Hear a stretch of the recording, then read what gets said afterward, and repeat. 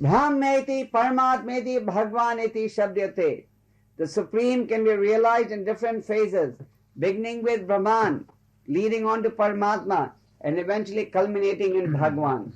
It is not that regardless of any path you take, the end result is going to be the same. Brahman and Paramatma realizations only give you partial understanding of God's potencies. But through the Bhagwan approach, you understand God completely. Prabhupada gave the example that once in a village in India, a new railway station was built. So the villagers were having a meeting and they were discussing, now tomorrow the first train is going to come in this village, and nobody had ever seen the train before. So they decided they will send a delegation of 3 people to the city, to the railway station, to look at the train. The first person just saw the light in front of the engine, and he ran back to the village and said, I saw the train.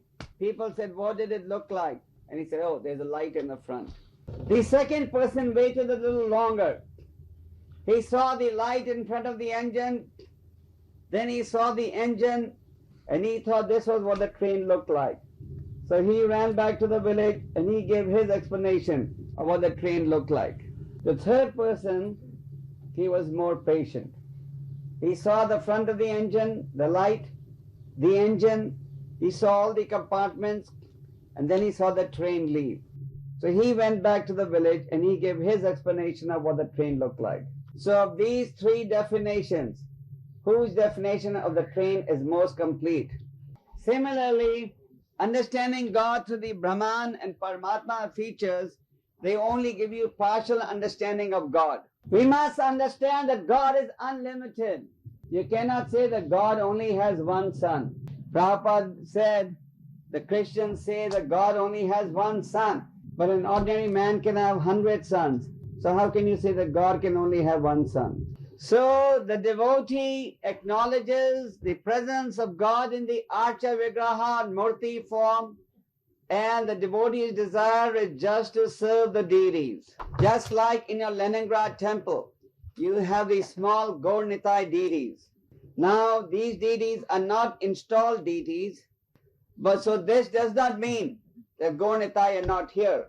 It all depends upon the angle of the devotee. If you think that here is God, then this God will also speak to you.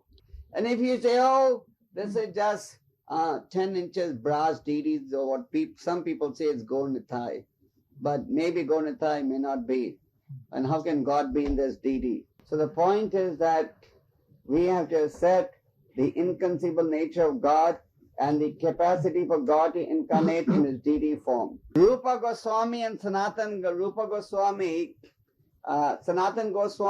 Rupa and Sanatan Goswami, they were living underneath a different tree every day in Vrindavan. So Sanatan Goswami, he had deities that he was worshipping in his tree. He was offering him dry chapatis every day because that is all that they ate. One day, a very beautiful young girl came, and she brought with her very nice food stuff and gave it to Sanatan Goswami. So when Rupa Goswami came for lunch, they were both brothers, Rupa Goswami said, oh, today you have cooked such a big feast?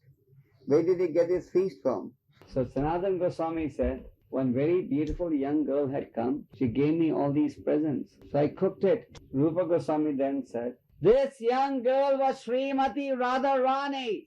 How did you take service from Radharani? So the reason I gave this story is because a devotee does not like to take any service from Krishna. A devotee is ready to serve the Lord, but never take any service from the Lord. So the Mayavadis, when you tell them that Krishna descends and performs this Divya Leela, superhuman Leela, they say no, God cannot descend. Therefore the Ishopanishad is saying he walked and he does not walk. So for the Vaishnava devotee, God can do anything because he understands God is unlimited.